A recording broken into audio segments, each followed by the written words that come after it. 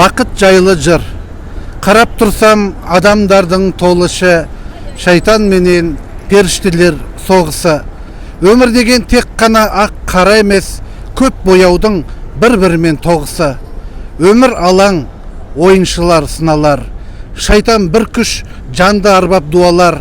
Шөл далада тікенекті көргендер гүл кездессе есі кетіп қуанар. Қанша жақсы көрген менен күнгейді, жыламаған жан шынайы күлмейді.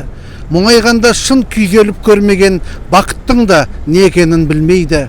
Көп жандарың таба алмай жүр тоятын, үміт бір күш үмітіңді жоятын.